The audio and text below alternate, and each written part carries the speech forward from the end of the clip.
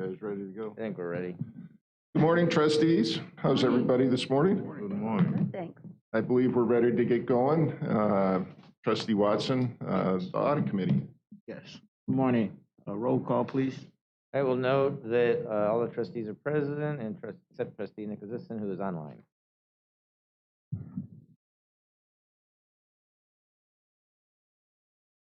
Approval of the minutes, 201st meeting. So moved. Second. Any comments by the chair? You're the chair. You're the chair. No comments, I'm sorry. All right, first item is our only item. Yeah, our only item. So, good morning, everybody. It's good to see everybody. Hope everybody's doing well. So we do have one report to present to you guys. Specifically, it focuses on a review of the inventory management process for MRO inventory. So we're looking at this document right here, this presentation here, guys. So we're just going to look through it on here. So if we would open to slide 1. First question I want to answer is, what is MRO inventory? It stands for Maintenance, Repairs, Operations Inventory. In basic terms, it's the parts and materials and tools that are maintained on hand to perform maintenance and repair work on the district's operational systems and assets. So you move on to slide 2. That MRO inventory supports repairs and maintenance on the fleet, supports repairs and maintenance on the pump stations, the treatment plants, the collection systems, the systems that the service crews go out in the service area to work on. That all those parts and items come from this inventory. To go on to slide 3. You see there's a table there. So district basically has 10 main locations or footprints. Now within those footprints, there are 15 inventory sites. I'm not gonna go through each one, but Lime, so for instance, Lime has an inventory site for its treatment plant as well as its pump station. Bissell has a similar setup. The 3 I do want to point out are items 3, 4, and 5. Sulfur.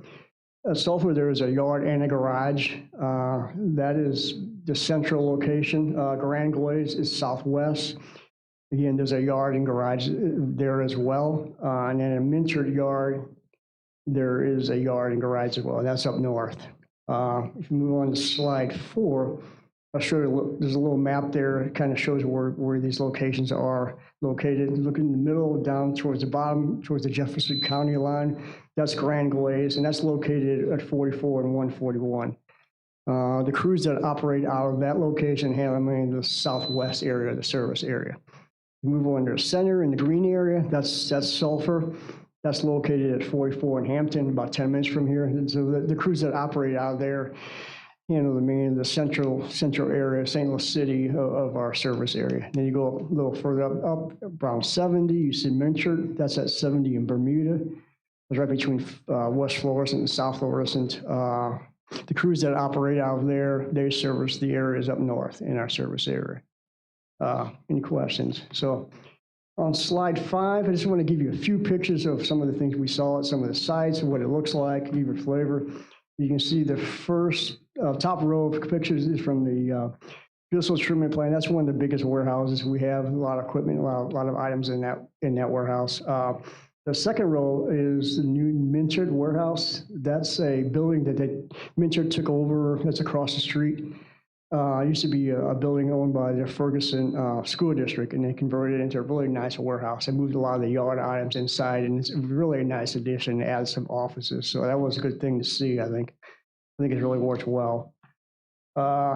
Page 6. Top row of pictures is from the Minchard garage. That's another new facility. It's not a new building, but it's a building that was there, which is being used for storage that they converted into an operating garage. So I think that was a good thing they did as well. That took some of the burden off the other 2 garages. I think that was very helpful. Then the bottom row is pictures from the Sulfur garage. That's the big garage here in St. Louis City.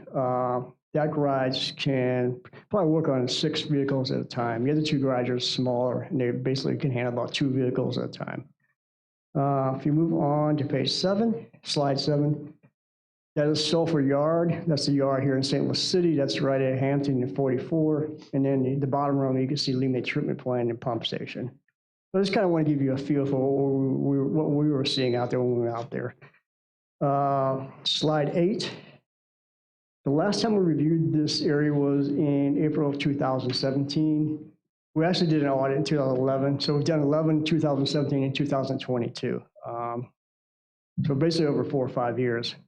So the inventory values for this material as of June 30th, 2019 was 8.3 million, 20 was 8 million, and 21 was 8.5 million. So you see it went down and went back up. And I'm going to talk about those values a little later in our recommendations. Slide 9. I've mentioned this before, but I want to remind you that the system the district utilizes for operations is an IBM operations system called Maximo. It's an asset/maintenance work order management system that extracts the assets, all the inventories in there. They use a work order system. They actually generate PR, or purchase requisitions through the system as well, and it talks to Oracle. Slide 10. As far as the scope involved a review of the process and controls in place for managing and administering the district's inventory assets. When we looked at inventory transactions and data, we used a period of September 2018 through September 2021. It was a 3-year period. That involved review and analysis and testing. Now, slide 11. As far as our objectives, our overall objectives, first thing we wanted to do is make sure the policy and procedures around this area are adequately designed and implemented. Now, part of that involves making sure there are adequate separation of duties within the process and within the sub-processes. We actually did find we have an opportunity of improvement in that area. We divided the whole area into 5 sub-processes. The first one being warehouse management. So as part of that, we want to make sure there's adequate safeguards in place. In other words, are the facilities secure? Is access restricted? Also, we looked at the overall housekeeping. Is it organized? Housekeeping is really important when it comes to inventory. Everything needs to be put away, needs to be in place. It shouldn't be laying in the aisles. There shouldn't be trash everywhere. Very important when it comes to inventory. So, and things did look good, I'll tell you. On next slide, 12. The second sub-process was in regards to ordering stock materials. We wanted to make sure adequate system controls are in place there. We wanted to make sure the inventory levels seemed appropriate. We do have a recommendation around that. The third sub-process was receiving. Again, we wanted to make sure the items are stored properly and timely. When they receive items, they shouldn't just sit there out on the dock or in the aisle. They should get put away in a timely fashion. Issuance was the fourth sub-process. This is a process for issuing materials out of inventory to the work order. We wanted to make sure the materials are signed properly. In other words, what they're issuing out, does it make sense for the work they're going to be doing? Also want to make sure the procedures to physically pick the materials were adequate. Any questions? On slide 13, that should say number 5, by the way, not 6. Our fifth sub-process has to do with cycle counts and inventory adjustments. So one of the things we wanted to make sure the count for frequencies met the requirement of the count program. They usually use what they call an ABC program. They divide the SKUs up into categories based on dollar value, demand, and activity for that particular SKU. So based on that, they do a calculation. This is done annually. So some items they count every 180 days, some are 360, some are 540. So we want to make sure that we're meeting those requirements as far as counting. Want to make sure the variances are adequately reviewed and researched, make sure the adjustments are properly reviewed and improved.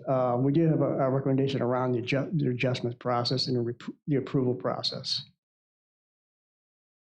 All right, as far as methodology on page 4, how did we go about our audit?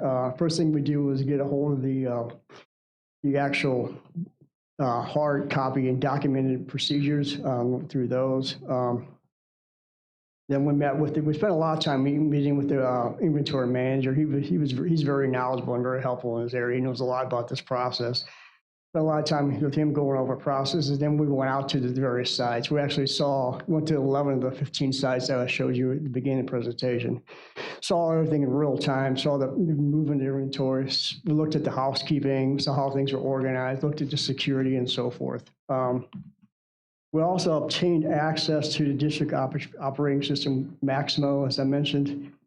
We used that system to pull some data out and transaction out of the system, looked at turnover and stock levels, reviewed and tested stock account performance, looked at the inventory adjustment activity.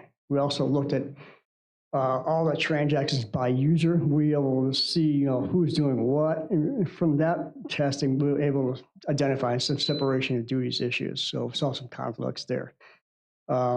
We also looked for any inappropriate access. We wanted to make sure all the users were authorized users.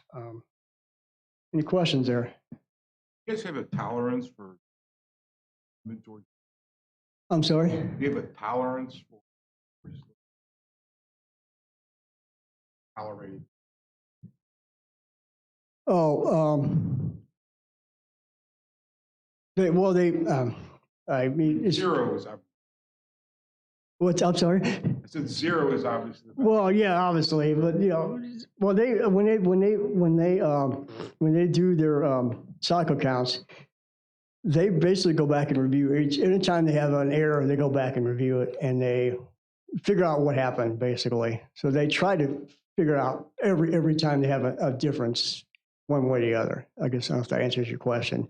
I mean, do you maintain a policy of this level of tolerance?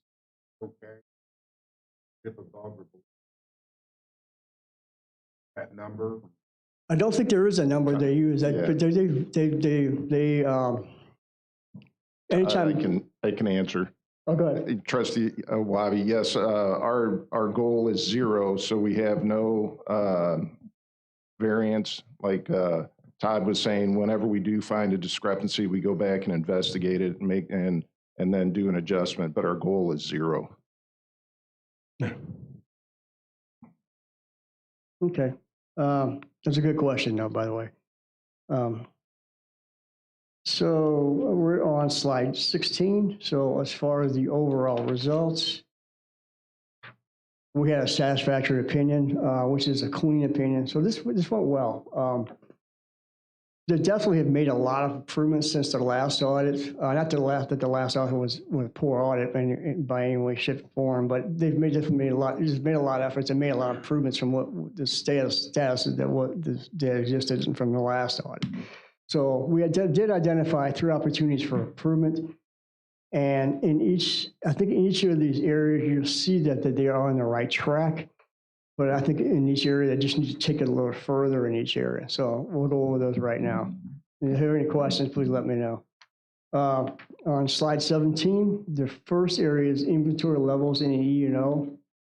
So one of the things that we did when we pulled the data out of the Maximo is we did some analysis of inventory levels. One thing we noticed that inventory on hand quantities exceed the average annual consumption for the previous 3 years by a factor of 10. Now, the prior audit, that factor was 8.75. The second bullet, we noticed that 75% of the SKUs had not been used in over a year. That percentage in the prior audit was 72%. We also noticed that 62% of these SKUs had not been used in over 2 years, and that factor was 58% in the prior audit. The thing that really concerns us is not concerned, we're not overly concerned, but the thing we were concerned about, I guess are concerned about, is that the factors went up instead of going down. We were hoping they would go down this time. So after the last audit, operations did start an initiative to try to make inventories more, I guess say more lean, so to speak. As I showed you the numbers earlier, between 19 and 20, the inventory levels went down. Then between 20 and 21, they went back up. So what happened was the pandemic hit. And I think there were a lot of uncertainty, supply chain disruptions. So I think at that point, they shifted their priorities from trying to make things more lean, from, hey, we just need to get what we need to get, and we need to get it when we can get it. So their priorities changed, which makes sense. That's understandable. I think that's what I would have done as well. So without getting into too much detail, what we're recommending is that management kind of restart this initiative to try to make the inventory levels a little more lean. And once supply chain, hopefully this will get better in the next 6 months, next year, they'll be able to do that and try to work on making inventory a little more lean. So that's basically our recommendation. Any questions on that? I have a question. Sure. That excess inventory, is it because there's too much on the purchasing side, or you're not purging it when it's obsolete? Or both? It's a little bit of both. I think it's a combination of finding the right stock level. And there are certain things that what they call critical spares. There are things they have to have. If something goes wrong, they have to have this item. And they need to identify those. They need to also identify stuff where we have just too many of them, or certain items are just obsolete. They really don't work with an asset anymore. And sometimes we just have too many items of a certain type of item. It's a balance between those different things. So we're not a sales-driven entity. So this inventory is strictly here to support our repairs and maintenance. We're not trying to turn it over as fast as we can.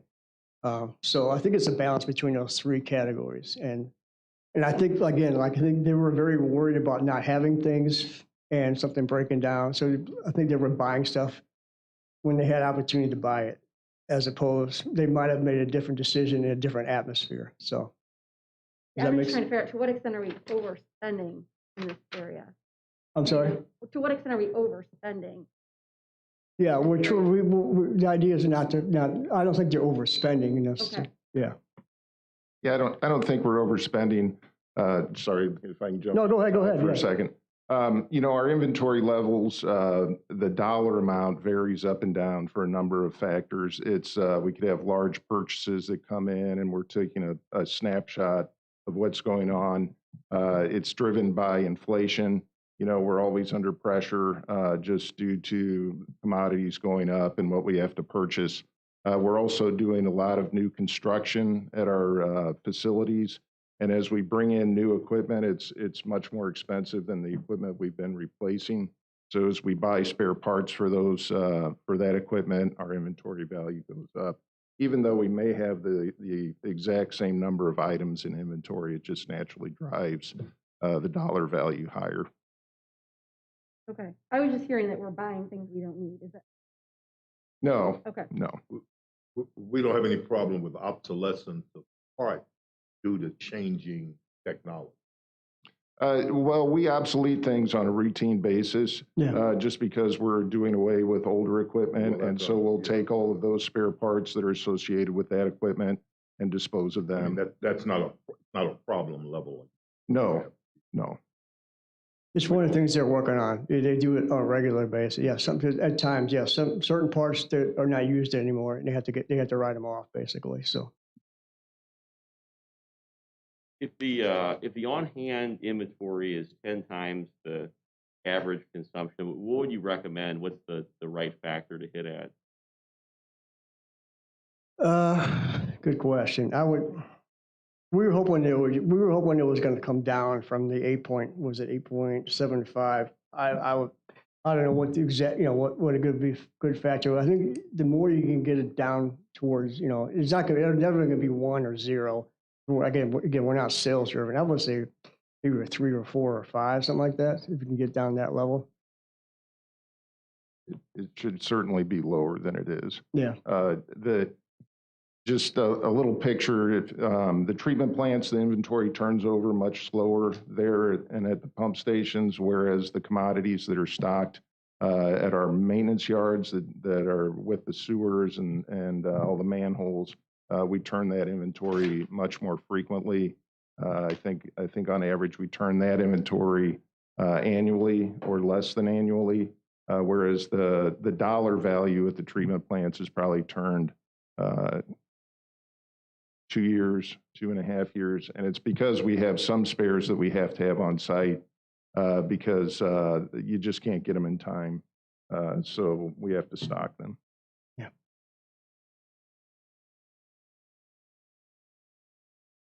Any other questions? Okay. Let's see, let's move on. We'll move on to slide 19, which is the second item. So the second item has to do with separation of duties and system access. So in reviewing the system transaction and user access for the system, we did identify eight individuals that have the system ability to order, receive, issue out, enter accounts, and make inventory adjustments. Obviously, as auditors, we like to see those roles separated by, between different individuals. One thing I need to say is that number has decreased significantly since the last audit. Last time we had 19 is different individuals that had those rights. So they have made a lot of progress in this area. They also made significant improvements around the security rights. Last time we had issues around that in the audit. This time we had no issue around security rights. Everybody who had access was supposed to have access. And I think at this point it has become sort of a head count problem. We have sites all over the place, and it becomes a sort of a head count issue. They do have mitigating controls in place to review and kind of relieve some of this risk and address some of this risk in this area. So our recommendation is to basically continue the efforts they're making. They're on the right track. Keep working on mitigating controls. I think some of these duties can be shifted over to the personnel in the ops purchasing group that might be able to shoulder some of these roles. And so that's basically our recommendation. Keep doing what they're doing and keep looking for new ways to alleviate these issues and keep working on mitigating controls. So any questions on that one? Okay, the last item is on slide 21. And that is review and approval of inventory adjustment transactions. One thing we identified, actually we saw this in the last audit as well, the transactions are not supported by any type of documented independent review by management. Now the operations supervisor, he's watching this very closely. He's on a daily basis, he's looking at adjustments. And the issue here is that he's often not independent of the process. So what we really want to see is personnel who's independent of the process, reviewing and approving these transactions. So in response to the last audit, they did start a process, which we would really like. They developed a committee, which is called the Materials Management Adjustment Committee, and it consists of upper management and operations as well personnel from finance. So they would go through and review all the activity related to adjustments as well as inventory, and it's a really good process. The issue that we came across is it wasn't meeting often enough in the last couple of years, maybe once or twice a year. What we'd like to see is this occur every 3 months, and then they go through the activity and look at the everything related to inventory. I think it helps finance as well. So basically the recommendation is to meet quarterly and set a more of an official schedule for this group to meet. Any questions?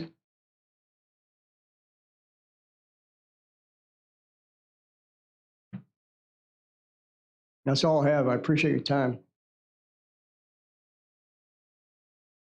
Thank you, Todd. All right, thank you, guys. Next meeting tentatively Tuesday, March 1st, 2022. As for adjournment, meeting adjourned. Second. All right, we'll get papers switched out and start program management.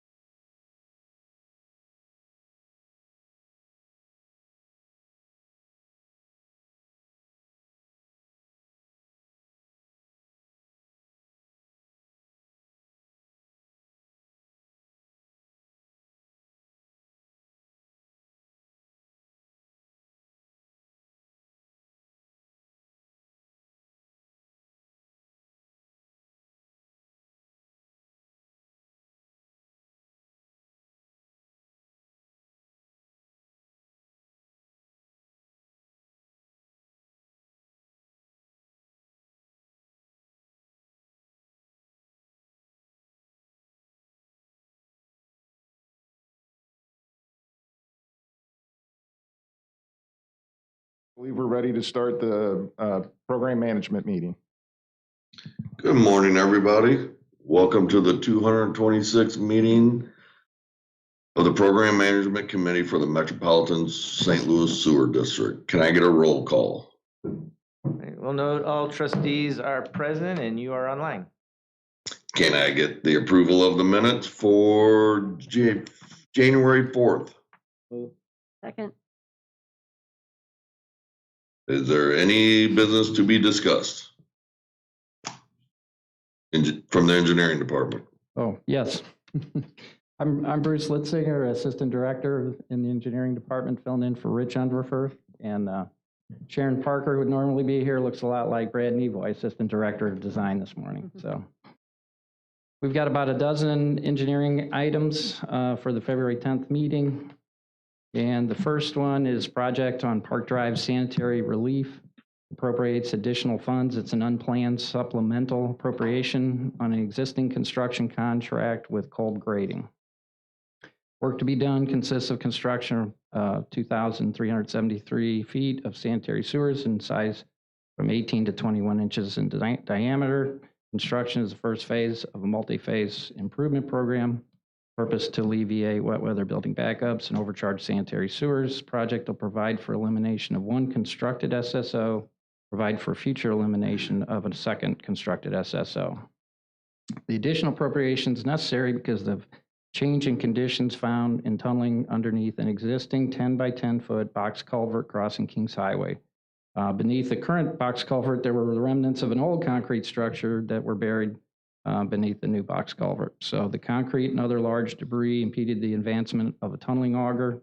To continue the tunneling, the shaft needed to be excavated at this location and hand tunneling performed to remove the large debris. MoDOT is reconstructing St. Charles Rock Road, and MSD sewer construction must be completed in advance of MoDOT's work. So continued progress on this issue was critical. Supplemental request of $500,000 will bring total supplement or total appropriation for this project to $5,600,000. Any questions on that? I'll abstain at the meeting. I'm sorry? I'll abstain at the meeting on this. Okay, very good, thank you. Second agenda item is for the Market Street green infrastructure, the entrance and landscape improvements. The appropriation provides additional funds for an unplanned supplemental appropriation on an existing construction contract with Cosney Wagner. The work to be done under the contract consists of constructing the entrance and landscape improvements, including 3 rain gardens and other native landscaping, parking lot resurfacing, new sidewalks, an ADA ramp, footbridge, a pavilion, and approximately 467 feet of 12-inch diameter storm sewers. The purpose of this project is to implement the CSO volume reduction green infrastructure program and stormwater quality education and outreach at our MSD headquarters. The supplemental appropriation for additional funds is required to complete the construction due to additional work and associated costs required to address the varying site conditions. Primary items include unsuitable subgrade, an unknown abandoned brick sewer that was found, replacement of conduit and wiring to the guard tower to meet code, and the replacement of 2 front doors and operators to be ADA compliant. Additionally, the original contract called for the contractor to utilize office space inside the building here at MSD headquarters, but due to the COVID protocols, the contractor had to provide their own trailer. Supplemental request of $250,000 brings the total appropriation to $2,398,249. Any questions? Yeah, who designed this? I believe it was internal design. Yeah, designer's estimate was 1.9. Any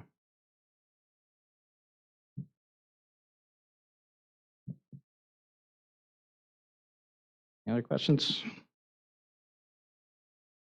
Next one is a CSO volume reduction green infrastructure at Laclede Apartments. This ordinance authorizes the districts to enter into an agreement with Laclede Ventures to provide financial assistance through Green Infrastructure Grant Program for construction of green infrastructure. Purpose of this project is to reduce combined sewer overflows into the Mississippi River per the long-term control plan. Project will reduce runoff volume with the installment of permeable turf and pervious pavers. Total cost of the project estimated $23,400. And Laclede Ventures is requesting approximately $23,400 reimbursement for the cost of the green infrastructure. I believe we have a map there, shows their site in the central west end, shows the location of the pervious pavers and the permeable turf. Okay, next one is another CSO volume reduction green infrastructure at the Westminster Place. This ordinance authorizes the district to enter into an agreement with Larimore to provide financial assistance through a green infrastructure grant program for construction of the green infrastructure. The purpose of the project to reduce CSOs to the Mississippi River per the long-term control plan. Project will reduce runoff within the installation of amended soils and permeable pavers. The cost of the project is estimated at $42,000, and they're requesting $42,000 for the reimbursement of the green. And we'll show the map there, show also in the central west end. Shows the site and location of the amended soils, pavers. Any questions? Okay, moving along to the next project. It's our Grand Glaze Trunk Sanitary Relief Project. This appropriates funds and authorizes staff to enter into a construction contract. Work to be done consists of constructing 1,690 feet of sanitary sewers, size 6 to 15 inches in diameter. Purpose of this project to alleviate building backups and relieve overcharged sanitary sewers. Of the three bids, we contract with Kelp Contracting, the lowest of the bids, just under the designer's estimate, and they will commit to a 17.26% WBE goal that meets our goals.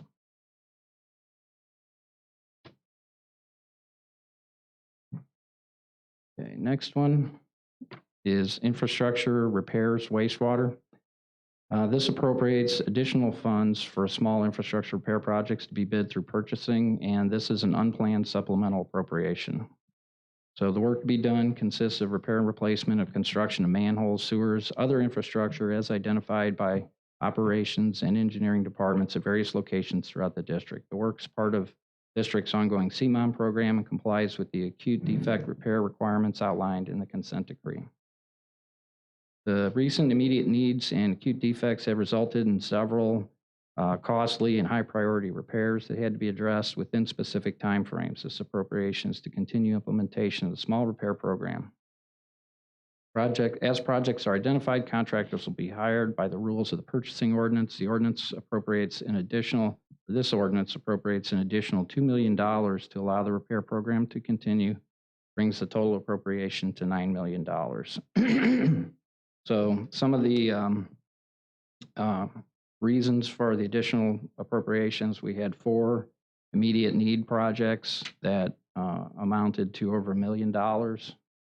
We had 3 acute defect projects to date for $785,000. And we still, yet in this fiscal year, we have 4 more very large acute defects that will cost approximately $600,000. And we have, that includes also a very large CSO repair, infrastructure repair at Hanley and Manchester Roads for $475,000. Any questions on that? Okay, next project is the Louisville Avenue and Oakland Avenue combined sewer relief. This appropriates funds and authorizes staff to enter into a construction contract. Work to be done consists of constructing approximately 1,030 linear feet of 12-inch to 36-inch diameter sewers, combined sewers, and approximately 800 feet of 96-inch diameter storage pipe and appurtenances. The purpose of this project is to reduce basement backups and alleviate wet weather surcharging of the combined sewer system. There were 5 bidders on this job. We're going with the low bid Gershenson. The bid was significantly higher than expected, likely due to the location of the project in Oakland, in the street with traffic control and a very tight construction corridor for a pair of twin 96-inch pipes that'll be parallel. This has MWE participation of 17.02% that meets our MWE goal. Excuse me, can I ask a quick question? Sure. When we replace a sewer, do we work under pipe? Do we the city and all the other utilities, hey guys, we're gonna be tearing this water through, so we can get it all done. The worst thing in the city, fire. All the gas. Yeah. Right. It's like every street is a, Right. as a citizen, we gotta like coordinate that. Yeah, I can answer that in a couple ways. Yes, we do make efforts to do that. Or is it perfect? Probably not. I know the city had a utility coordination committee that included all the utilities a couple of years ago, and they were working on a mapping system and sharing information. Our GIS often shares capital planning with other utilities like Spire and others to try to see what their program is coming up so that we have that in our GIS system when we're looking at our system. In this particular project, we were hoping to coordinate with the zoo because they had bought the hospital, and we thought there may be some opportunities for storage because the whole issue is this is a low-lying area and there's a bottleneck to get the water through the zoo, so to speak, underneath the zoo. So that's why the storage, and we were hoping to do storage somewhere else, but after a few years of coordinating with the zoo and their capital planning, a project didn't materialize where we could overlap each other's efforts. Thank you. Mm-hmm. Okay. Next project is the Chutes Road Sanitary Relief. This appropriates funds and authorizes staff to enter into a construction contract. Work to be done consists of the construction of approximately 1,034 feet of sanitary sewers varying from 8 inches to 15 inches in diameter and appurtenances. Purpose of this project to reduce basement backups, relieve overcharged sanitary sewers. There were 3 bidders. The low bid was Aztec Construction, and the MWEE participation was 17.26%, which meets our goal. Questions? Okay, next one is Everman Avenue Storm Sewer. Appropriates funds and authorizes staff to enter into a construction contract. Work to be done consists of constructing approximately 553 feet of storm sewers, varying in size from 15 to 18 inches in diameter. Purpose of the project to alleviate basement and yard flooding at 4 Everman Avenue properties in the city of Overland, Missouri. This was took 4 bids, the lowest of 4 bids with Waymire Farms. The bid was slightly above the design estimate and appropriation of $275,000, just below our budget. Has MWE participation of 17.27%, which meets our goal. Okay. Next one is an introduce and adopt item. It's our emergency repair 69 at Shoto and South Ewing Avenue. Work to be done. This will appropriate funds and authorize staff to enter an emergency construction contract, and the work done under the emergency contract consists of excavating and repair of 15 linear feet of a 30-inch by 42-inch diameter combined sewer. Purpose of this project to replace and repair a section of that brick sewer that's failed. The 12-inch diameter water main and a 20-inch diameter water main and a level 3 fiber optic are all in close proximity to the damaged main.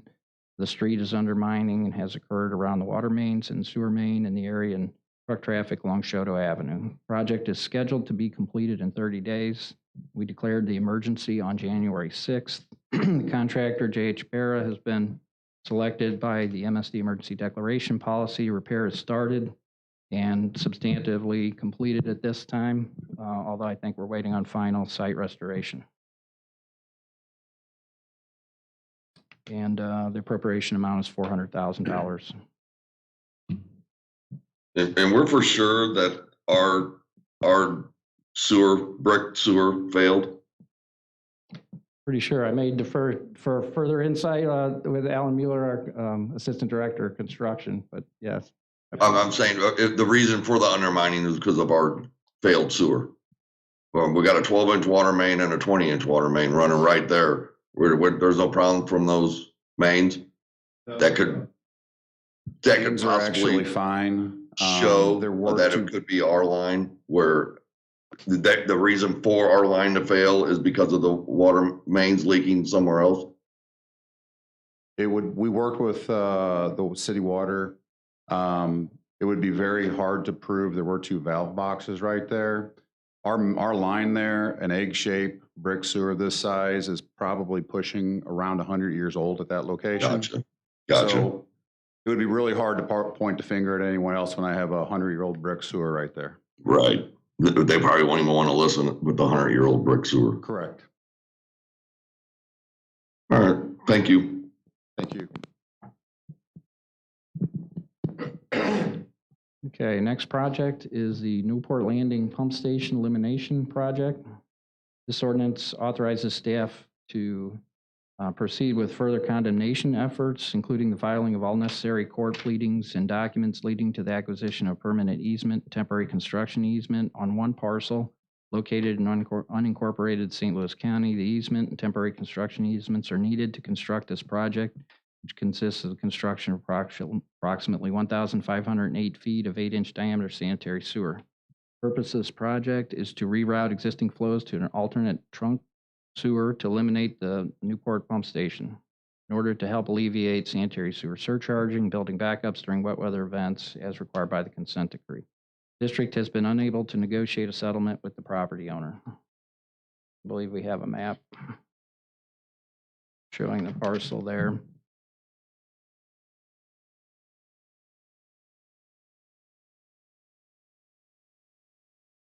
So we've had 4 easements to be acquired. 3 have been acquired so far, and that leaves 1 for condemnation. And the biggest issue is all the contact has been with the property manager, not the HOA, and they're requesting an extreme counter offer plus tree restoration. So we're about off by a factor of 10. Any questions? Okay. This is the last engineering item. We have Larimore Storm Sewer. This ordinance authorizes staff to proceed with further condemnation efforts, including filing of necessary court pleadings and documents leading to the acquisition of permanent easements and temporary construction easements on 3 parcels of ground located in unincorporated St. Louis County. The easements, temporary construction easements, are needed to construct a project which consists of 4,620 linear feet of storm sewers, ranging in size from 12-inch to 54 inches in diameter. The purpose of this project is to alleviate roadway, structural, and yard flooding along Larimore Road. Currently, the district has been unable to negotiate a settlement with the owners. We have 9 easements have been acquired so far. There's 3 remaining, and we're waiting on calls back. And I believe the map is up there.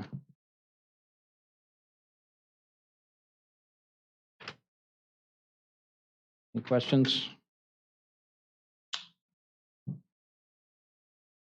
So that was it for the engineering items. We do have one more capital or program management agenda item. I'm going to turn I it have over. an item, Oh. before you go on Yep. to the next, to the, I guess that's the IT group. I'd like to abstain on the Westminster Place CSO. Okay, we'll note that, thank you. Pardon? We'll note, Okay. I'll break it down, thank you. So any more questions, comments? Okay, the next agenda item is number 4, the information technology agenda item. Turn it over to John. All right, good morning. First of all, you'll see this is on the program management because we're allowed to capitalize certain IT projects. So this is using capital funds, and that's why it's on the program management committee.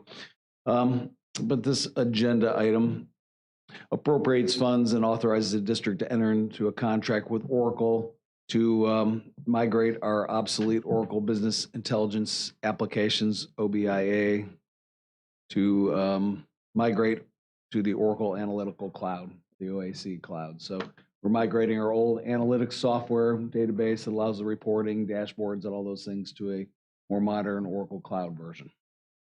This ordinance will authorize a $750,000 to enter a contract with Oracle for this one-time services to migrate all of our OBIE reporting and analytics to the Oracle Analytical Cloud.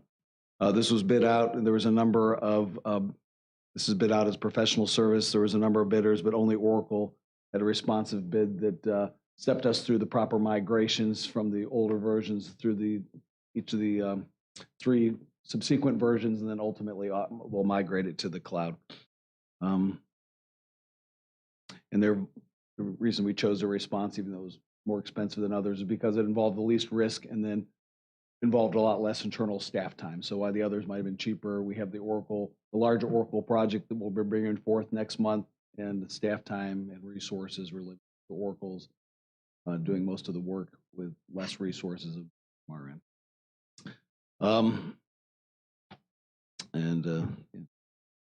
And ultimately, this is one piece of the larger Oracle project, which we'll be bringing forth next month. I think we're analyzing bids for the larger Oracle migration to the cloud, and this is just one piece of that we're bringing this month, and the bigger along month. So, those any questions on that?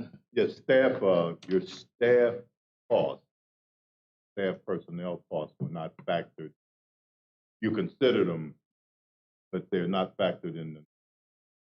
Correct. You know, the way purchasing requires is you're putting the bid out for the actual services, and so those costs can vary. But when we analyze it, we're looking at internal staff time, and that goes. We're looking at both expertise and staff resources in the overall.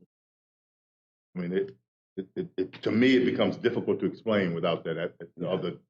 Yeah, that's why I tried to put that. Yeah, I tried to put that down. That yeah. That's why I put that down in the comments there to try and make sure that was.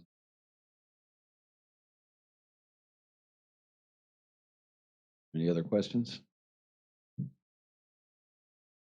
I think that concludes the program management. Yes. All right.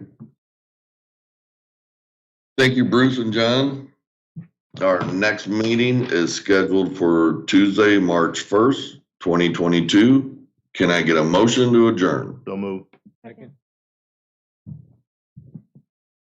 Okay, if you will slide your papers forward, we'll get the new ones out to you and get going with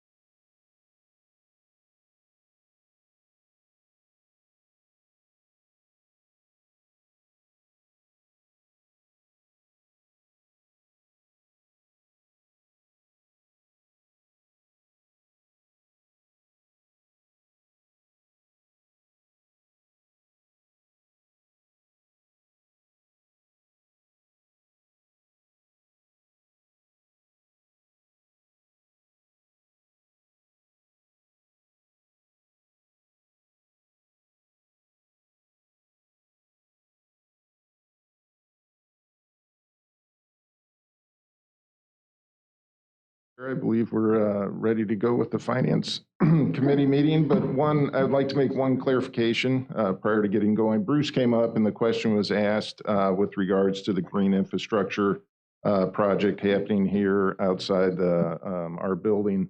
We did hire an external design firm. It was EFK Moen. It was managed by our internal design group. The contract was, but we did hire an external designer for that project. Oh, out here. Out here, Yeah. out front. So they missed the doors. Yeah. Okay. Okay, Okay, thank you. sure. This is the 275th meeting of the Finance Committee. Can I get a roll call, please? Yep, we'll note all trustees are present with trustee Benson online. And motion for approval of the minutes from January 4th. So move. Second. Second. Approved. Let's move on to the ARC report. Good morning, trustees. I have items 3 and 4 on the agenda, so I will start with the report of the Adjustment Review Committee. As required by our wastewater ordinance, I'm required to, on a quarterly basis, inform the board of any adjustments in excess of $5,000 to wastewater accounts. So I'm presenting the period from October of 2021 through December of 2021. I'll start with the total adjustments section. You'll see that for that particular time period, there were 26 adjustments, which total approximately $57,500. The bulk of those were water off adjustments that we made. We were informed by the water utilities that the customer's water was turned off, therefore we can't bill for sewer service. We also had some encoding errors. Those are typically data that we get, water reads from the utilities that they go back and make adjustments. Therefore, we make adjustments based on that corresponding data. So we had about $29,500 worth of those adjustments. You will see in the write-off section, there were no adjustments for this time period, and you more than likely will see very few adjustments going forward. The reason for that is most of the adjustments that are made as write-offs are properties that were sold at a tax sale, and MSD would previously write off its wastewater balances. There was a court case that occurred in September of last year in Jefferson County, and as a result of that court case, the determination was made that sewer liens are on par with tax liens, and therefore utilities did not need to write off their balances any longer. And so MSD will not be doing that going forward. So again, you'll see very few adjustments in that write-off section moving forward. We are honoring any property owner that, or anybody that purchased property prior to the date of that court decision. We are honoring write-offs prior to the decision being made. Finally, you'll see at the bottom of the report, these are really billings that we make to Bridgeton for treatment of waste that's sent to our treatment plants, and also to Missouri American Water for their operational costs associated with our Merrimack treatment plant. Those total about $1.2 million. Are there any questions regarding the report that I can answer? Yeah. Thank you. I will move on to the next item, which is a financial status update. Should have a document that's labeled Finance Key Performance Indicators for FY 2022. The data is as of December of 2021. I will start in the left-hand corner, top left-hand corner of the document. Our FY 22 budget forecast is favorable by about $55 million. The bulk of that is due to our capital program. The forecast for that is projected to come in less than the budget amount by about $44 million. Of that $44 million, $33 million of it actually represents project costs that have come in under budget. The remaining $10 million is actually due to projects that we have not started yet, and those are probably going to slide into the next fiscal year. So with respect to our operating budget, we're currently projected to be about $10 million below budget, and debt service is running about $1 million below budget. So again, We're about $55 million favorable at this point in the fiscal year. Moving over to the top right-hand corner, our FY22 user charge forecast. It's really good to kind of see these numbers because what it reflects is that we're starting to see improvement in terms of customer revenues that were somewhat impacted by the pandemic during the last fiscal year. So we're projecting right now that our revenues will be about $11 million favorable. That amount, about $3 million of it pertains to residential revenues, and about $8 million of it is commercial revenues that are projected to be favorable by the end of the fiscal year. So again, really nice to see that. In the lower left-hand corner, this shows you our debt service coverage ratios, and what this chart reflects is that we are exceeding the numbers that are in our rate proposal, our targets, as well as the requirements that are set forth in our bond covenants. So our debt service coverage ratios are fairly strong at this point. We anticipate that that will continue through the remainder of the fiscal year. And then finally, in the lower right-hand corner, this graph depicts how well we're collecting on those revenues that we charge. And our average collection target is 45 days. We are right now at 55 days, so we have seen some improvement over the past few fiscal years in terms of collections, but it would be very difficult for us to reach that 45-day time period without having the ability to turn off services to customers that are not paying. So we're probably going to stay within that 50-day range absent some agreement with the water utilities to discontinue services to delinquent customers. Are there any questions that I can answer? Okay. Thank you. That's all that I have for my items. Great. So we'll move to the pension return assumption. Actually, we've got an ADP ordinance. Oh, I'm sorry. First, that's okay. You're lucky to get me bringing two ordinances this month. So proposed ordinance 15870 will authorize the district to enter into a contract with ADP for payroll and benefits administration services. This is part of the Oracle upgrade. We decided to outsource the HR payroll services and benefits, and the implementation of this is actually very cheap, $12,225, and it'll be led by information technology. And once this transition is complete, probably in about September, then there'll be annual services costs of approximately $185,000 per year, which will be paid out of the HR budget in fiscal year 23. So this the actual contract will begin when the successful completion around September is complete, and then this will let us enter into a one-year contract with up to four annual renewals. We bid this out. There was two bidders, and ADP was a successful bidder. Any questions on contract for payroll benefits? All right, thank you. All right, go ahead, Tim, on the operating.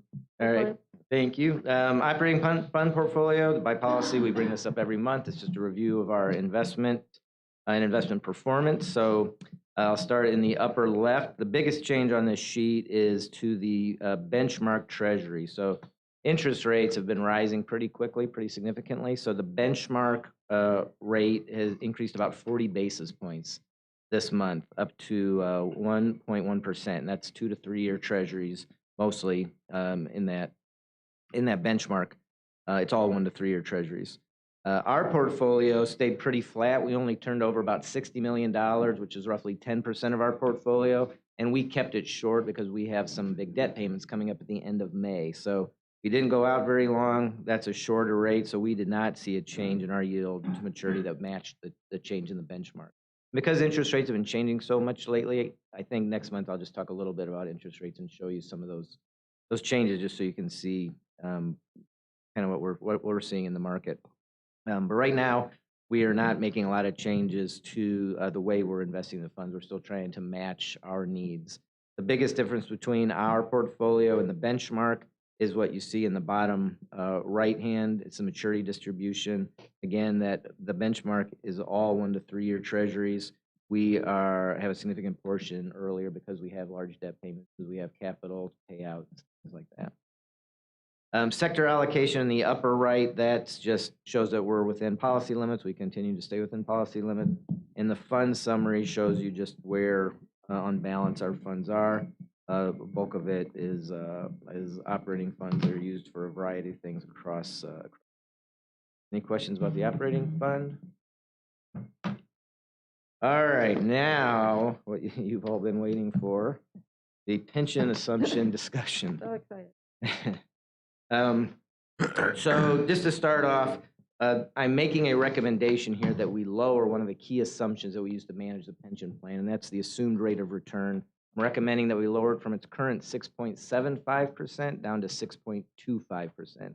So as we go through this, I'm going to talk a little bit about how we model pension funding, and then the reasons that I'm recommending this change with the support of Aon, our investment consultant, as well as Milliman, our actuary. They both support this change. And then also I'll let you know kind of what the impact that we expect from this is as well.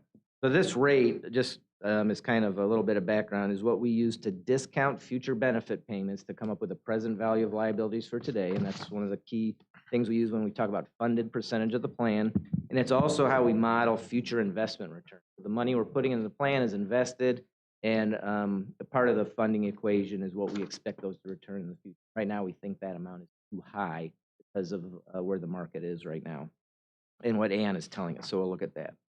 So to start with, we'll talk about this pension promise here. The key to this slide really is that there is a lot of uncertainty in managing pension.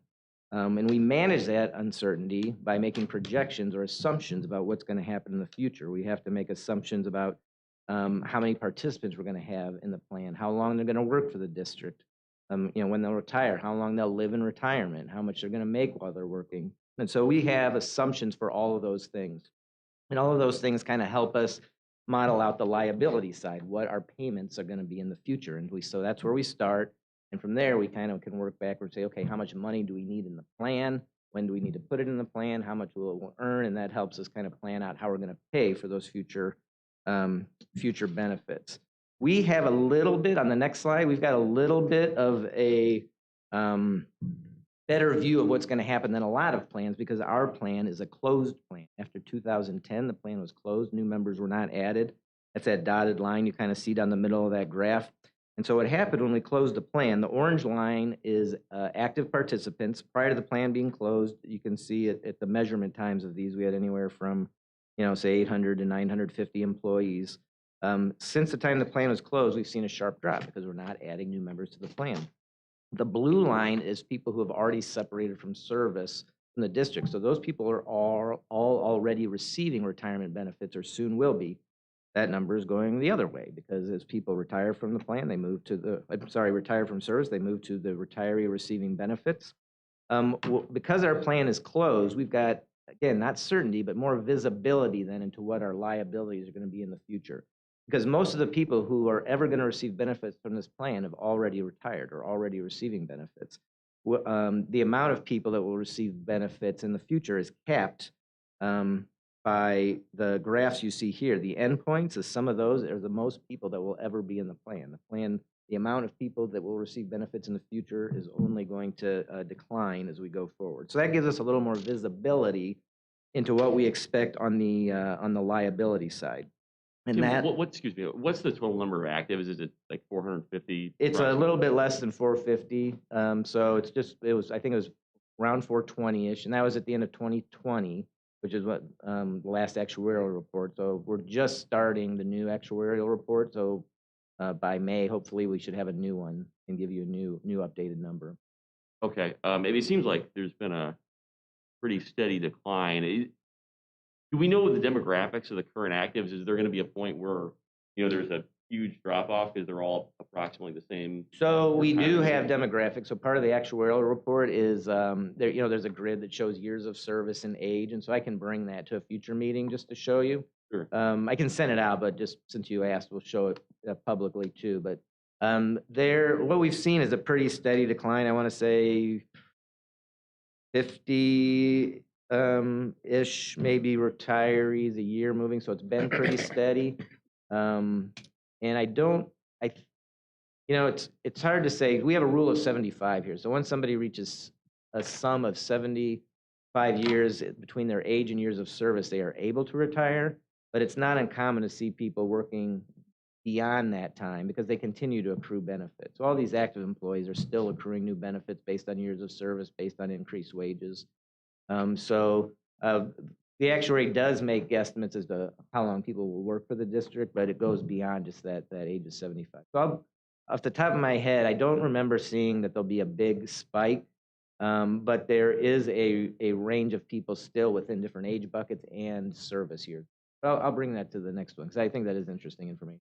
Do we have an expected date where we think that there will not be any actives in the plan at all? Yeah, it's still a ways out there. I don't have an exact date, but we expect that we'll definitely be paying benefits for many decades.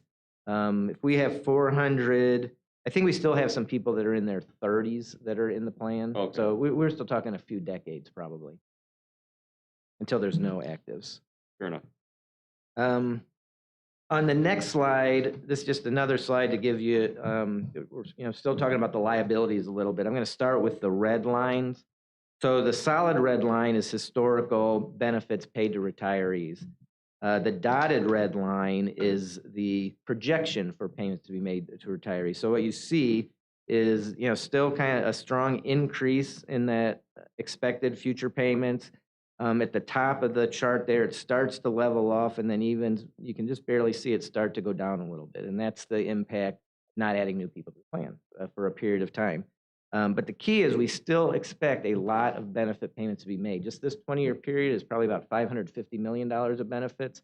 What I'm not showing you after this is another $500 million of benefits. So we still expect to pay out about $1 billion in retiree benefits over the next several decades. So we still need a lot of money in the plan.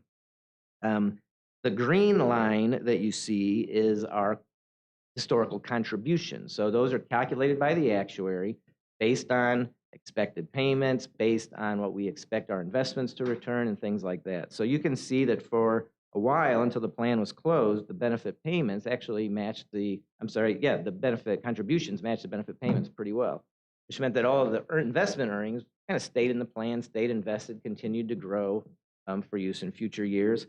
When we close the plan, you start to see those decouple a little bit. And there's a couple reasons for the decoupling. It was gonna come apart at some point, separate a little bit at some point anyway.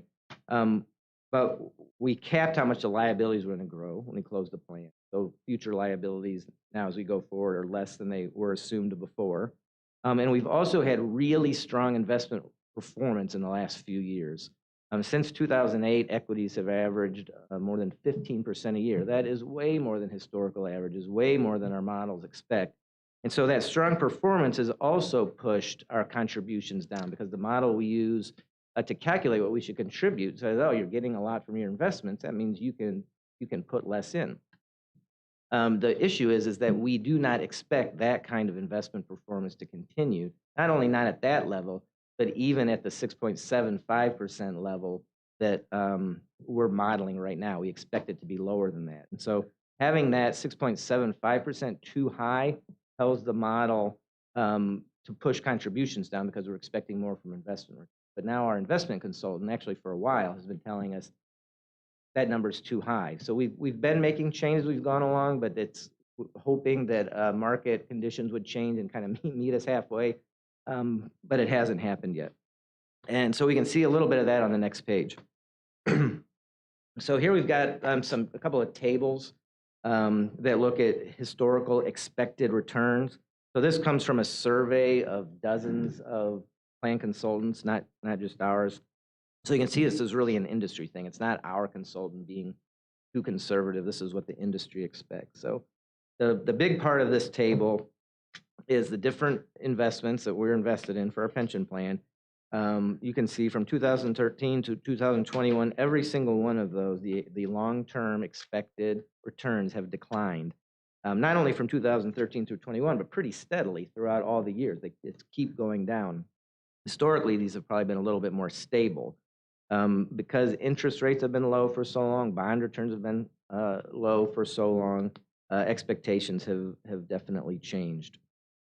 The bottom, a couple of lines at the bottom of the page show you two things. One is what our consultants have told us our portfolio should return long-term. 2013, they were saying, in between 7 and 7.5%. That came down a couple of years later. It was over 6.5%. Then it dropped to, close to 6. We've made some tweaks in our asset allocation around there, which is why you see that number bouncing up a little bit. For example, we've been in and out of hedge funds. We've increased equities exposure, which adds risk to the plan, but we did that to try to get some more return to keep up with the assumptions changing. But we haven't been able to keep up, and I don't want to keep adding risk to the portfolio. We've already changed the equity allocation, which is our riskiest asset, from about 42% in 2013 to 53% today. And you can see the low rates in 2021 for equities compared to where they have been. Tell us that the only way we're going to hit 6.75% is if we pretty much put everything in equity. And that's not what we want to do. It's too volatile of an investment. And so our return assumption is that bottom line, and you can see we have tweaked it. Long-term, probably before 2010, it was 7.5% for a long time. Dropped to 7.25. We dropped it to 7 in 2014. That was right when I started. And then we've slowly been bringing it down again, hoping the something would change the investment market, but it not only hasn't it, they continue to decline. So now we've got a bigger gap than we've had before between our assumptions and what we expect in the plan. And I don't think we really have the ability to tweak the investments that much. A lot of plans you'll see that have higher return assumptions, which is most plans, are still open. They can and need to take on more risk because they have more liabilities they'll need to fund in the future. And they also have the ability to go into things like private equity, which is something that has had good returns lately. But private equity is famously not very liquid, and we're at a point where we need a lot of our plan assets to start funding benefit payments because those are increasing sharply. And there's a lot of concerns about things like private equity anyway, because they're not very transparent. They're high fees, and a lot of those gains are book gains because your money's locked up until they actually sell a business. And so you're making a bet that they can sell a business for more than they bought for. So that's why we're not recommending changes to the asset allocation. We're recommending changes to the return assumption. Just for a little bit more context, I don't really like to compare us to public plans a lot because they're, again, open plans. They're different than our plans. But over this same time frame, so say from 2010 to 2021, public plans have also been lowering their return assumption. They've lowered from 8 on average to 7% in 2021. Ours was from 7.5 to right now 6.75%. We actually haven't even lowered ours as much as public plans do, who are invested a little bit riskier than we are. So I think we have an opportunity here to lower our investment assumption. It'll kind of keep us in line more with what our investment consultants are telling us we need to be. Excuse me. The next page, this is what came from Aon. Again, this is just a snapshot of their modeling. I won't spend a lot of time on it, but you can see the midpoint. This is where the 5.8% on the previous page comes from. 5.8% is the midpoint of their modeling. And so they gave us here 5, 10, 20, and 30-year projected returns.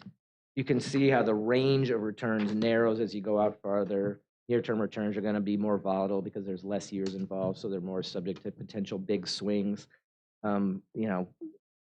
Today, there's probably a 50% chance the stock market will be up or down, but over 20 years, it's never been down. So time gives us a little bit more certainty in what's going to happen.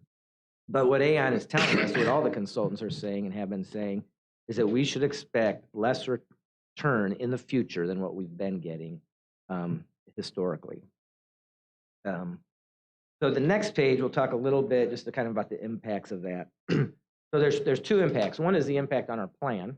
Obviously, we want to protect our plan participants. We want to make the plan as well funded and as strong as possible to make sure they're comfortable we can meet our expectations. And we're not in danger of not doing that. But this gives us a little bit more strength, puts more money into the plan, because when we lower this return assumption, it tells the formula that, hey, you're not as well funded as you thought you were, and it'll force contributions a little bit higher in the near term. That gives us more money to help us weather a potential downturn in the investment markets. And also, since we expect lower return in the future, it puts more money in the plan now so that that money can still keep earning a good dollar amount, even though the rate will be lower. So more money, lower rate still means a dollar amount of return. So I'm going to start on the left side of this chart on this page. The other thing that we try to balance is our commitment to the ratepayers. So when we go to the rate commission and we set our rates, we have assumptions for all the different kind of cost factors that affect the district. One of them is the funding for the pension fund. So these rates on the far left side, which range from 11.7 million in 2024 to the 12.9 million last year, are what we expected we would be contributing to the plan over this rate cycle. The next column over, the current forecast, is what those things look like today because we have had a couple of good years of strong returns. We're actually now, the model is telling us to put in less than what we had forecast. The problem is we think that forecast is too high. So, we have some opportunities. We can do some different things. We can keep slow walking it and go down to 6.5%. I'm recommending we go down to 6.25%. It is within a reasonable range of the 5.8 that our actuaries are telling us. I should have mentioned on the previous slide, there's kind of a blue range around that 5.8 midpoint. We'd call that kind of a reasonable range. So it's solidly within that reasonable range. It pretty much gets us to where we already expected to be funding-wise from a rate standpoint. So it's not impacting the ratepayers negatively. And then it gives us some additional protection to the plan. The reason I'm not suggesting we go all the way down to 6% is because then we'd be funding more than what we said we would do in the rate commission. We've already have lower revenues than we projected because of the pandemic, and it's hard to project water usage and that sort of thing. And so that'd be money that'd have to come from somewhere else if we went that high. And then the overall funding isn't really that significant over the next 20 years. If we kept it the same, we think we'd put in 121 million over the next 20 years. If we go to 6.25, it's 127 million, but it's more front loaded. So it'll let the investments, it'll let that money do more of the work over time. Put that money contribution up front, stay within rate commission boundaries, and then there's more money earning return, even though I expect to be a lower return going forward. We expect the funded percentage obviously would be better because we're putting more money in, and that just really gives us more flexibility. So if there's a downturn, a little bit more protected.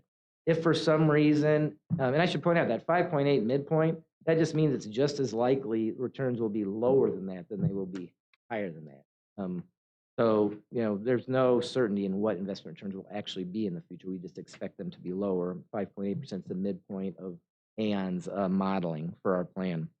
But so what's going to happen is if returns are actually lower than that going forward, the model's still going to force higher contributions. But it'll need to keep the plan healthy. If returns continue to be greater than that, then we'll have some options. Then it'll force contributions down, but we can have this kind of conversation again, or I don't want to keep changing this. We've changed this number a lot. This is supposed to be a long-term performance estimate, so we don't want to keep changing it every couple of years. So I'm hoping that this is, we can set this and keep it here for a while.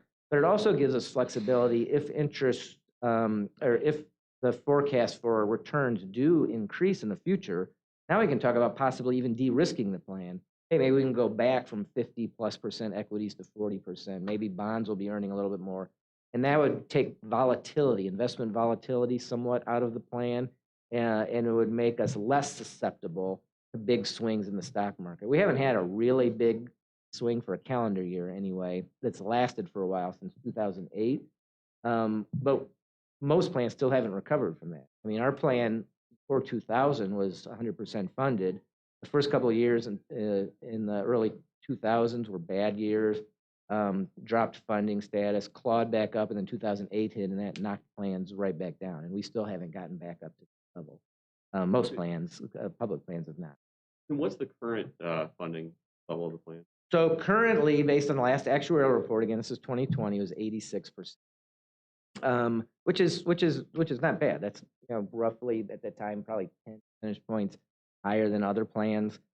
even though we're using a lower discount rate, which means that, if they were to use our same discount rate, their plans would look even lower funded. If we use theirs, our plan would look even higher funded. That's just kind of a headline number, needs some context. If we make this change, it will increase the liabilities, but because we've had another good year return-wise in 2020, I don't think it will not change, I do not believe, the funding percent. So when I had the actuaries model some of this for me, I said, assume that we hit 6%. And they came back and said, okay, we think your plan will look at about 85% fund. Plan actually returned about 10%. So we'll probably still be around that 86%. So it's not going to change that headline very much. So even in the short term, that it won't impact the funding percentage by reducing the. It won't impact the funding percentage, which is good. We're not negatively impacting the rate players, and we are contributing more to the plan to make it a little bit stronger. I think there's kind of a storm of a lot of good things happening, which make this an opportune time to do this. We're also going to be going into the next rate cycle pretty soon, and it gives us kind of a strong base, stronger base from which to forecast and build around for the new rates. If we kept this low, it's going to be harder to raise in the future because we're already going to start building rates pretty soon around estimates. And so this gets us back to where we kind of expected to be. That makes sense. I know we're running a little bit late on time, so I won't talk through the last slides, just a kind of a reiteration of everything I said and kind of the benefits to lowering this return assumption. Again, this Aon, our investment consultant, recommends this as well. We have the full support of our actuary, who also prefers 6.25% to 6.5%. So we're all kind of in agreement here. So that's what I wanted to walk through. I know it's a lot of information, and it's not stuff that all of you deal with every day, so I hope it was understandable. But are there any questions or concerns? All right, if not, that was all we had for the finance meeting, and thank you for your time. All right, thank you, Tim, and everyone. The next meeting is Tuesday, March 1st, 2022. Do we have a motion to adjourn? So move. Second. All right, meeting is concluded. Thank you. All right.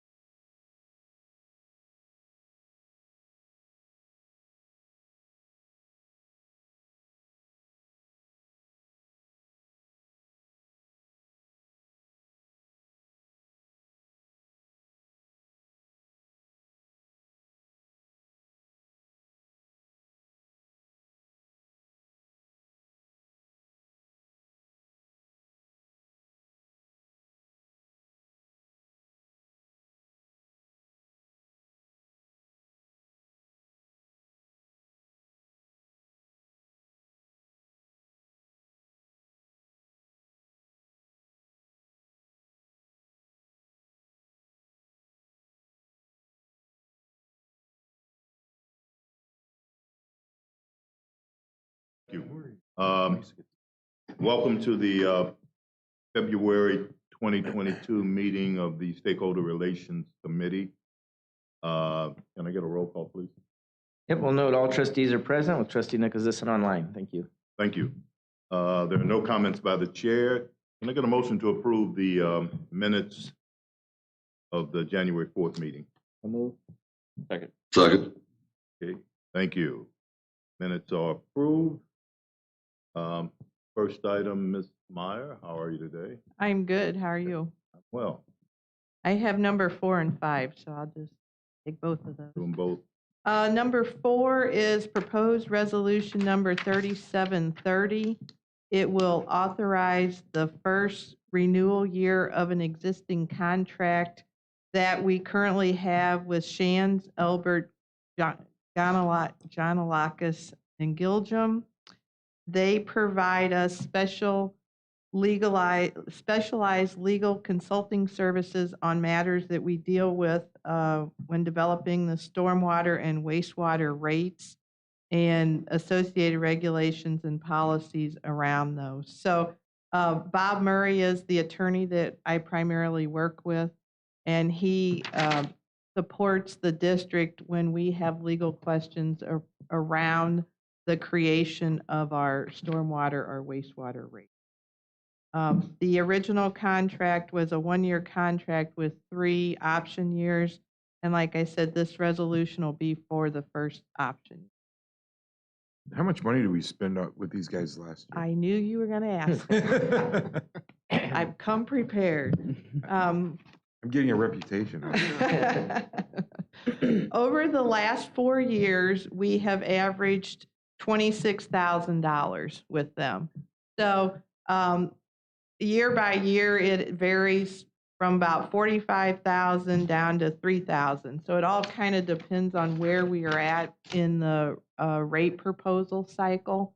But over the last 4 years, it's right at 26,000. That's an average. Thank you. Mhm. Any other questions? Okay, and number 5 on the agenda is proposed ordinance number 15873. It authorizes staff to enter into a lease agreement with a non-for-profit organization known as GRO Health Center.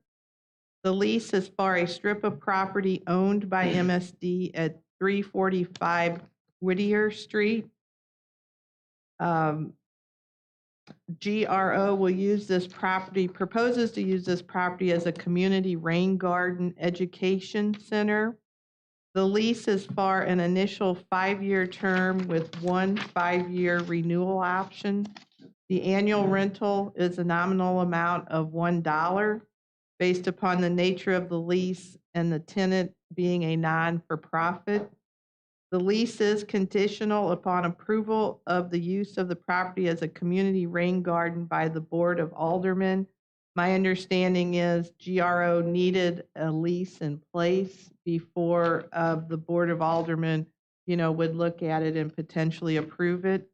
There are a couple pictures in your packet. This property is prone to flooding, so it is not usable for us. So GRO came to us and asked if they could lease it, and that's what generated this potential lease. Any questions on that? Why do we own this property? Why do we own it? We initially bought it.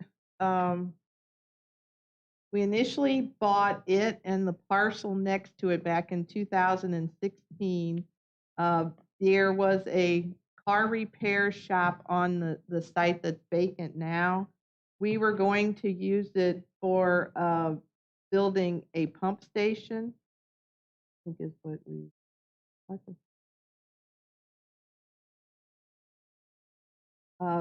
After we bought it, the city would not allow us to demolish the building on the neighboring property because it's a historic property. So then it wasn't big enough for us to build the pump station. So that's why, and the city won't allow development on this particular tract, like another house or another structure, because of the flooding. So the property then became non-usable for us. I was just wondering why we don't just convey it to the. I don't know the answer to that. I don't know that they have an interest in the simple ownership. Any other questions? Okay, thank you. Thank you. Item number 6, Ms. Coleman. Good morning, trustees. Good morning. How are you today? Doing well. Good. I'd like to bring your attention to the classification ordinance first as proposed ordinance 15871. This ordinance is about the official job titles that are here at the district. We'll be retitling some job titles and adding new ones. The positions that will be removed are the fleet manager position and the building custodian and messenger position. No employees were affected by that. These positions either been retitled or they have been vacant for some time. The retitled positions The assistant operations supervisor position in operations had several designations that we're removing. Those designations were plant maintenance, treatment plant, sewer maintenance, construction, rehab. Those designations have been removed, and those positions will just simply be referred to as the assistant operations supervisor. The operations supervisor also had some different designations, which were fleet, materials management, plant maintenance, plant operations, and pump stations, sewer maintenance, construction, rehab, and treatment plant. And all of those designations have been removed, and the position will just be known as operations supervisor. The planner scheduler position had a couple of designations, plant/pump, and also sewer maintenance, construction, and rehab, and that position will just be known as planner scheduler. The associate engineer, parentheses, operations designation, that is being removed from the associate engineer position, and those positions will just be known as associate engineer without the designation. The civil engineer operations position will just have that operations designation removed, and that will just be known as the civil engineer position. In the engineering department, similar, we've had positions that have special designations, and there were environmental compliance. Those are going to be removed, and the associate engineer will just be known as the associate engineer minus the designation of environmental compliance. The assistant engineer position with environmental compliance will just also be known as assistant engineer. And the civil engineer environmental compliance will also be known as just civil engineer. The new positions that we're adding is a GIS senior analyst, and that'll be in the engineering department. And the other new position that'll be added is the heavy equipment operator senior. What questions do you guys have about the classification ordinance? Shockingly, none. Okay, great. Well, I'd like to bring your attention to proposed ordinance 15872. That is the compensation ordinance. This ordinance, we're going to be adding 2 new positions and some grade changes. The new position is going to be the GIS senior analyst, and that is going to be a grade C6. The other new position is the heavy equipment operator senior, and that's going to be grade BT17. When we talk about the grade changes, that'll be for an existing position, which is the public affairs specialist. That is going to go from a grade C2 to a grade C4. And then the senior public affairs specialist will go from a grade C4 to a grade C5. And those are the changes for the compensation ordinance. Are there questions, trustee? Well, thank you for your time. There are no questions. Thank you, Ms. Coleman. That's the last item on the committee agenda. Our next scheduled meeting is March the 1st, 2022. If no, does anyone have anything for the good of the group? If not, I'll entertain a motion. This adjournment. So move. Second. Okay, the meeting is adjourned. Thank you, everyone. Pleasure of my life. Thank you.